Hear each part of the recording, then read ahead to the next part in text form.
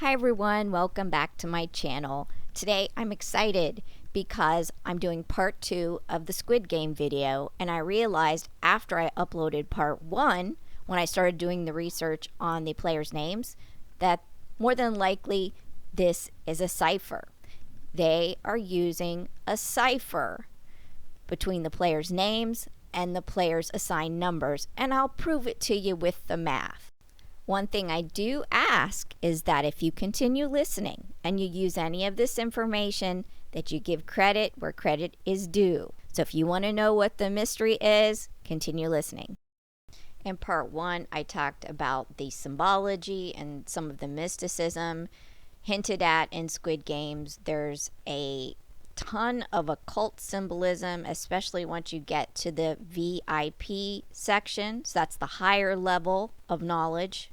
So I told you that I was going to talk about the numbers that are assigned to the players and the symbology of that. And some people thought that was odd. Some people would like to think that the writer just pulled a number out of a hat. But if you know anything about numbers and you look at the numbers that are stitched on these players' uniforms, they're assigned numbers. They're not random numbers per se. You've got too many numbers that wouldn't occur in statistics if you were to always pick them randomly. So that's what got me thinking there was more to the numbers and to the names. And I think I'm right. I'm going to prove it to you.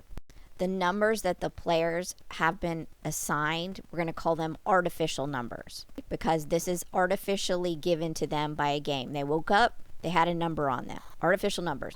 We're going to call the players' names organic names. They're their birth names.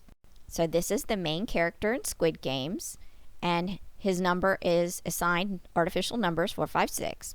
When you take the letters of his name, and you can leave out any kind of dashes or anything like that, and you run these numbers into a gematria, and there's more than one cipher, so use the Jewish gematria, you come up with numbers, because in the occult, symbolism is important. There's power in the spirituality of words and of names and of numbers. So the S is 90, the E is 5, the O is 50, the N is 40, the G is 7, the next G 7, the I is 9, H is 8, U is 200, and N is 40.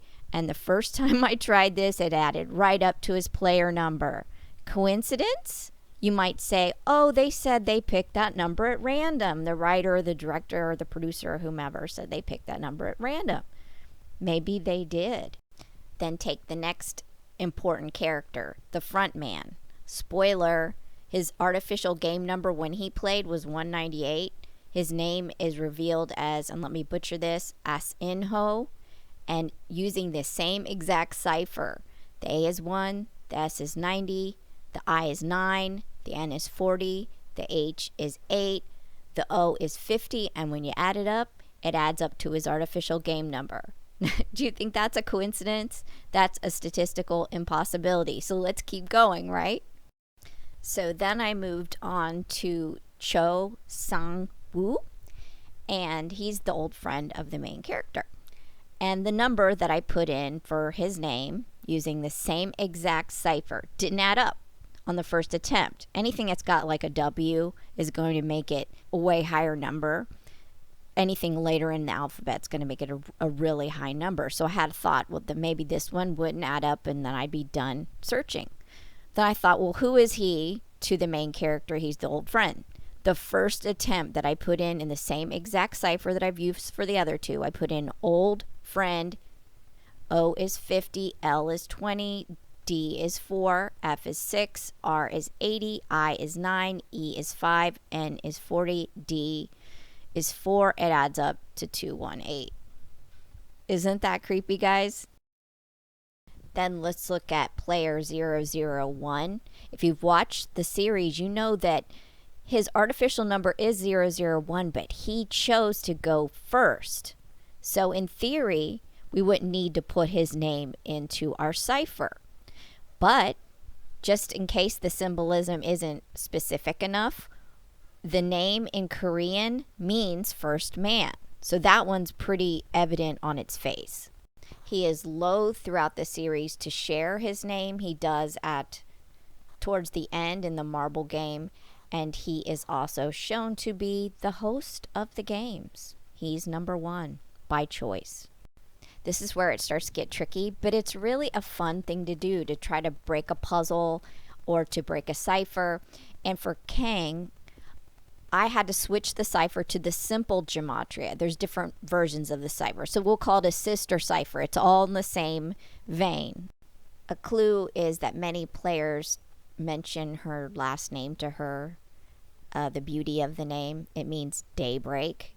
And if you put that into the simple gematria, daybreak, D is 4, A is 1, Y is 25, B is 2, R is 18, E is 5, A is 1, K is 11, and it adds up to 067, her player number. Strangely enough, for the hero of the piece, Abdul Ali, or Ali Abdul, it doesn't matter for the cipher which order you put the names. The hero of the piece, I didn't get a hit. I did not get a hit. I didn't sit here all night trying to make hits happen. They either happened right away or they didn't. He's the hero of the piece. He's a Pakistani that's migrated into Korea, and his name means servant or peace. But I didn't find any organic hit with his name. I'm not sure why that is. It's possible that they didn't use gematria for all of the players' numbers that were artificially selected. I didn't want to force any result at all, so after about 2 tries, if something didn't work, I stopped, as seen here with the hero. Here's what a reach looks like. For Jong Juksu, his artificial number, his assigned number in the game is 101. His name in Korean, I believe it means morality. Okay, well, we know that that isn't accurate. So whenever I ran his name, it did not come up with any kind of a match to 101. And I didn't sit there and try too many attempts. I tried things we were told about him, that he was a gang member. So I put in gangster, and I put in, I think, crook or thug. Didn't get anything, but when I put in greed, I got an immediate hit. But to me, that's a reach, so I wouldn't necessarily include that. But this is using the original cipher, the ones that we used that were perfect matches. So that's what I found so far, guys, and I thought this was rather intriguing. And since this game is big on symbology, no one can argue that, I think it's worth looking at. Also, remember this scene. By the time we get to this scene, we realized that a lot of the hints were right in front of our faces, but we were too busy with other things to notice them. And I think that there's a lot of layers of meaning to this. That's why I think this series is so amazing. And just like any good art, you take your own personal interpretation away from it. So I'm not trying to say that my way of thinking is the only way of thinking. I just think that it's a fascinating series. It's worth checking out, and I highly recommend it.